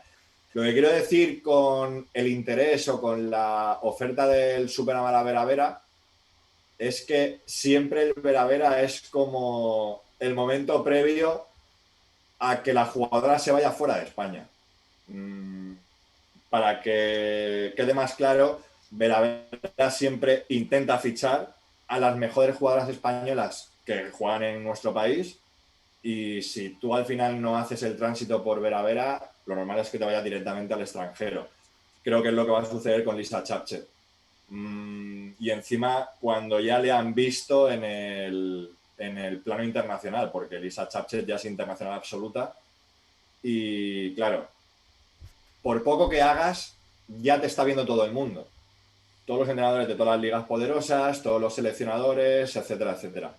Yo creo que tiene todo, depende de ella, por supuesto, ¿no? De su trabajo, de su disciplina, de su sacrificio, pero lo tiene todo para triunfar. O sea, pero para triunfar, no para dedicarse al balonmano y poder vivir de ello, sino para triunfar en el balonmano, que es distinto, y poder ganar muchísimo dinero en el balonmano, que esto sí que es muy difícil en nuestro deporte. Pero bueno, hay otras jugadoras también con mucho futuro, ¿no? Ahora mismo la más mediática ahora mismo es Paula Arcos, porque ha sido la mejor joven el año pasado, porque ha sido olímpica, porque ha demostrado que es una jugadora con mucho desparpajo, con mucha verticalidad, y bueno, con muchas cualidades obviamente para jugar en el plano internacional, pero al final es una jugadora de las que a la élite máxima, por sus condiciones físicas, llegan poquísimas. Claro que puede llegar, tenemos miles de ejemplos, ¿no?, de jugadoras bajitas, entre comillas, pero lo va a tener mucho más difícil porque es una primera línea con unas condiciones antropométricas, bueno, digamos por debajo del promedio internacional. Sin embargo, Lisa Chapchet es lo contrario. Y también Alba Scugnini, por ejemplo. Está haciendo una pretemporada brutal. El año pasado ya estuvo muy bien en el Rocasa y seguro que no tardará en tener su oportunidad en la selección absoluta. Son dos jugadoras por su edad, insisto, y por sus condiciones, que yo creo que podrían estar jugando Champions 2, 3, 4 años a lo sumo. Muy bien. Bueno, pues para ir finalizando con esta charla, me gustaría hacerte que valoraras un poquito cómo ves el devenir de la Liga Iberdrola este año. ¿Qué equipos son a los que tenemos que ir siguiendo? Y si no lo tenemos que ir siguiendo, explícame 4 cositas de mi Granollers, anda. Bueno, tu Granollers, para empezar, Ha empezado bien. salvó un punto, correcto. El fin de semana pasado tenía el partido casi perdido, 23-19 a falta de 11 minutos, creo recordar, y al final logró sumar un punto e incluso pudo ganar el partido sin ninguna duda. Tiene 3 balonmanistas muy relevantes saliendo de una lesión, como son Jana Sobrepera, Lea Koffler y Martina Capdevila. Y bueno, yo creo que tiene menos potencial que el año pasado, porque ha perdido jugadoras como Elaine Gómez o como Kaba Gassama y Mireia Torras, que, bueno, que yo creo que son mejores que lo que ha venido en general, pero es un estilo muy claro de juego. ¿Ves? Podrá ganar o podrá perder, pero todo el mundo sabe cómo es la escuela Granollers, por ejemplo. Y yo lo que reclamo en la selección es un poco esa filosofía, que tenga una identidad reconocible la selección, ¿no? Como tiene, por ejemplo, Granollers. Y luego, bueno, pues es que es difícil, ¿no?, establecer un favorito claro. A priori, el Superamara Vera Vera, como actual campeón, bueno, en la primera jornada ya tiene una diferencia de más 22. Está claro que es uno de los grandes, ¿no? Y siempre es favorito antes de empezar cualquier competición. Sí que es verdad que creo que es mucho más peligroso en una competición regular como la Liga que en una competición del CAO como Copa de la Reina o Supercopa. Se ha visto en las últimas ediciones que no le ha ido bien en los torneos del CAO. Luego Costa del Sol Málaga, que el año pasado consiguió ese mágico triplete con la Challenge o con la European Cup Continental en mayo, levantando ese trofeo europeo. No se ha reforzado nada más que con la brasileña Thalita Alves, pero se ha reforzado hace apenas 2 semanas porque ha tenido 2 lesiones graves en María Pérez y en Rocío Rojas, que eran 2 balonmanistas de su primera plantilla. Yo creo que ha subido un peldaño en cuanto a potencial el Rocasa Gran Canaria por 2 razones básicas. Una, porque ha acertado con los fichajes, especialmente las 2 zurdas, la extremo y la lateral, sobre todo la lateral, Pavlovic, la croata.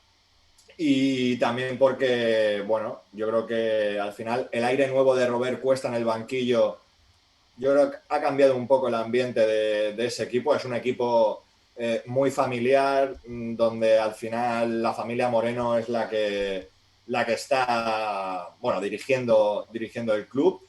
Y yo creo que es uno de los 3 claros favoritos al título de Liga. Por supuesto, Elche, ¿no? El Elche de Rocamora es cierto que es un equipo, como decíamos, al contrario que Superamara Vera Vera. Igual va mejor en torneos del CAO y partidos a muerte que en una competición regular. No es tan regular o no es tan sólido, quizás, pero bueno, ha conseguido relevar a su máxima, bueno, digamos, estrella, como era Ana Martínez el año pasado, por Bea Escribano, que es una jugadora que ya fue internacional absoluta con España y que ha estado en Francia en un equipo muy poderoso como el Nantes, y que se ha proclamado campeona de la European League el año pasado con el Nantes.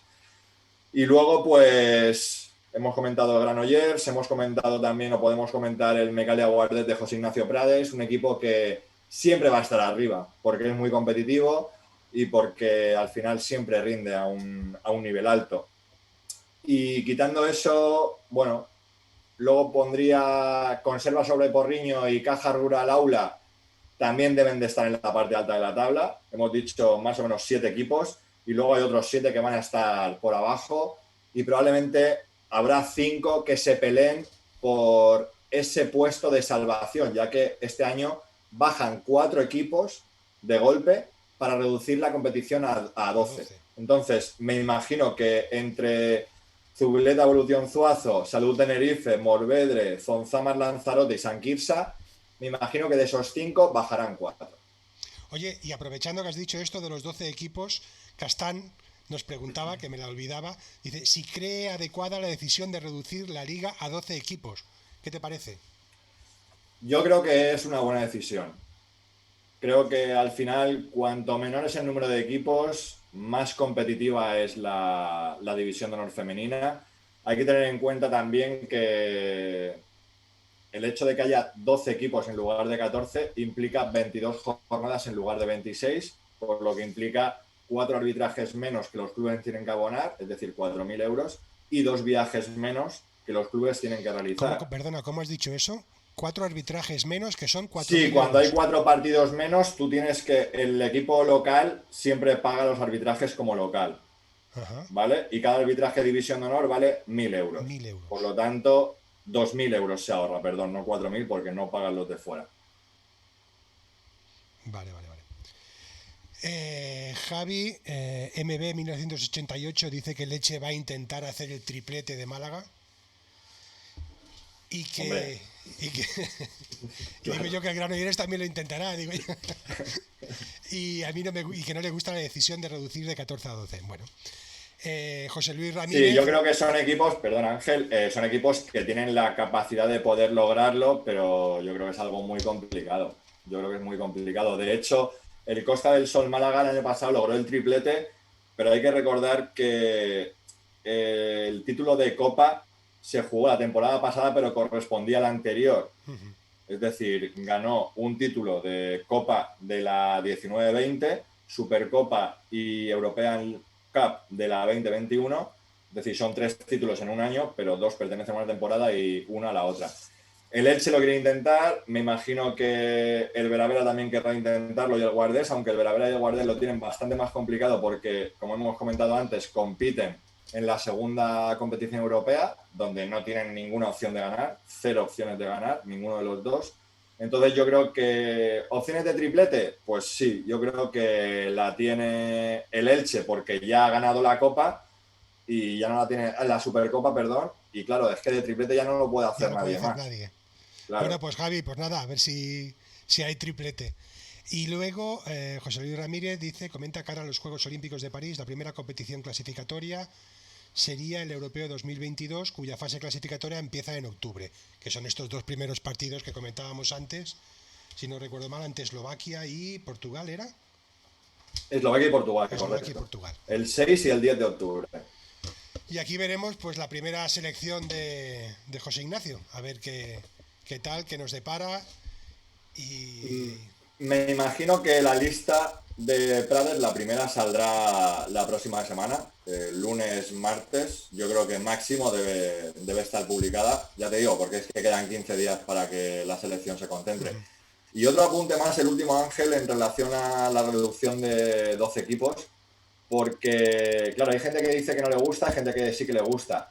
Yo te he dicho antes que creo que es positiva la decisión, siempre y cuando se haga un playoff final por el título, que es lo que sucede en Francia, por ejemplo, o en otras competiciones como la danesa. Yo creo que eso es importante. Si no, al final 22 partidos se quedan cortos. Y obviamente, claro, la gente también, yo creo que hay gente que no le gusta porque se quedaría sin ver tantos partidos como ahora, obviamente. Yo creo que haciendo un playoff con los 4 mejores, una especie de final a 4, entre los 4 primeros, estaría muy guay porque al final siempre estos torneos donde se concentra todo en un pabellón durante un fin de semana, al final siempre tienen mucho más éxito de público, mediático y de emoción. Muy bien. Bueno, Vicente, no sé si queda algo en el candelero, algo que te gustaría comentar que no hayamos dicho. Hemos hecho un repaso bueno, yo creo que rápido pero exhaustivo de los 4 o 5 temas que queríamos tocar. Y hemos contestado a las preguntas que nos han hecho tanto en el foro como en Twitter, ¿no? Yo a partir de ahora, bueno, pues darte las gracias por haber estado aquí en Canal Pasaporte, que era una visita que de hecho esta mañana recordaba que ya era en Río, cuando empezamos a tocar el tema de los hangouts y tal, que no acabábamos de cuadrar el tema, que si la imagen no salía, que si tal, ya te dije, oye Vicente, que vamos a... Vale, y tú como siempre me dijiste, cuando quieras, encantado, y me llamas y lo hacemos. Pero la cosa no acabó de cuadrar. Como no acabó de cuadrar tampoco en Tokio. Me acuerdo que estuvimos en contacto, que me preguntaste algo sobre un horario y tal, y te dije, oye Vicente, no sé si era antes del partido de Hungría o después, que vamos a hacer, que entras, que no sé, y tú sí, lo que quieras, cuando quieras y tal. Y al final, pues, con la derrota ante Rusia, todos los follones de medallas, de esto, del otro y tal, tampoco lo hicimos. Y ahora, pues claro, la primera transmisión de Twitch después de los juegos, y el primero que te viene a la cabeza es don Vicente, que ya le he negado 2 veces la opción, cuando él siempre ha estado dispuesto a ayudar a siempre a Pasaporte Olímpico. Don Vicente, lo dicho, muchísimas gracias por estar aquí, por estar en el canal. Un placer, que sepas que para mí eres un referente por tu manera de trabajar, por tu manera de todo, de expresar tu conocimiento, ¿no? Y porque ser un tan buen constructor de esa página que es un referente del balonmano femenino en nuestro país. Muchísimas gracias y espero que en otras ocasiones, sin tantas dilaciones y sin tantas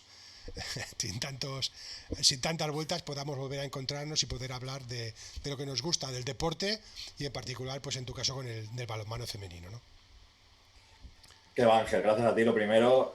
Sabes que te respeto mogollón desde hace un montón de tiempo, que el placer siempre es mío. Es un orgullo realmente estar en este foro, porque sé realmente la gente que compone este foro y es que no puedo decir más que gracias, pero no solamente a Pasaporte Olímpico, sino también a Info Olímpica, a Jaime, Rincón del Deporte y a un montón de gente de cuentas que me sirven para estar un poco al día de lo que es el deporte real, no del fútbol y de lo que venden los medios, sino de lo que es el deporte real.